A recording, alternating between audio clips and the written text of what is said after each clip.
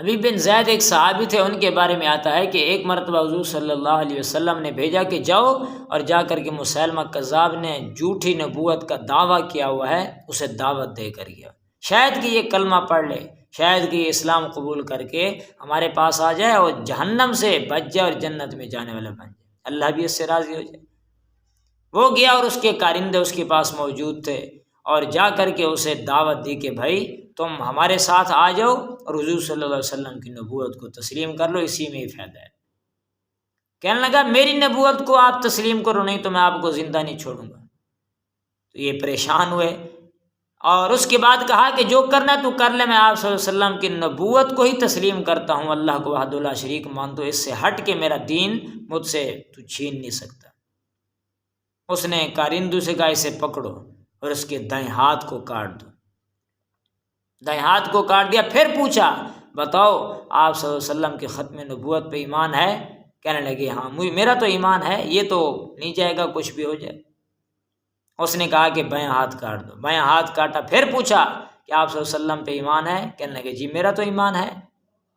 دائیں ہاتھ کو کاٹ دیا، پھر پوچھا، کہا کہ میرا تو ایمان ہے، بائیں جو ہے وہ پھر ہاتھ کو کاٹا، دونوں پاؤں کو کاٹا اور پوچھتا رہا، اس کے بعد زبان کو بھی کاٹ دیا، لیکن انہوں نے پھر بھی اپنے سر کے اشارے سے کہا کہ نہیں میں تیری نبوت کو تسلیم نہیں کرتا، میں آپ صلی اللہ علیہ وسلم کی ختم نبوت پہ ایمان رکھتا ہوں۔ ایسی محبت، ایسی عقیدت بے مثال ہے۔ جیسے اور صحابہ کرام بھی، ان کے بارے میں بھی آتا ہے کہ تیل کی تلچھٹ میں ان کو جو ہے وہ گرا دیا، لیکن انہوں نے آپ صلی اللہ علیہ وسلم سے محبت اور دین اسلام کو نہ چھوڑا۔ ایک تو صحابی ایسے تھے کہ رونے لگے جب وہ تیل میں ڈالنے لگے ابلتے ہوئے تیل کی تلچھٹ میں، تو کہا کہ ہاں آپ صلی اللہ علیہ وسلم کو آپ چھوڑو گے، دین اسلام کو چھوڑو گے، اس لیے رو رہے ہو نا؟ اس نے کہا نہیں، میں اس بات پہ رو رہا ہوں کہ یہ تو میری ایک جان ہے، اگر 100 جانیں بھی ہوتی وہ بھی آپ صلی اللہ علیہ وسلم پہ قربان تھی، دین اسلام پہ قربان تھی، لیکن دین نہیں چھوڑوں گا۔ دین ایک ایسا پیارا مہذب ہے، ایک ایسی محبت والی چیز ہے کہ جب انسان اس میں داخل ہو جاتا ہے اللہ عبادت میں بھی لذت مٹھاس نصیب فرماتا ہے۔ بالخصوص جب انسان اپنی نظر کی حفاظت کرتا ہے، اللہ تبارک و تعالی حدیث پاک میں آتا ہے اس کو عبادت میں مٹھاس اور لذت نصیب فرماتے ہیں۔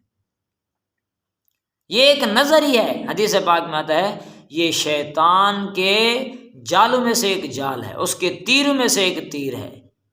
جب انسان نظر کی حفاظت کرتا ہے تو اللہ اس کے ایمان کی بھی حفاظت فرما دیتے ہیں، اس کو سکون عطا فرماتے ہیں۔ کچھ دن پریشانی ہوگی لیکن یہ ہے کہ انسان کو سکون محسوس ہوگا۔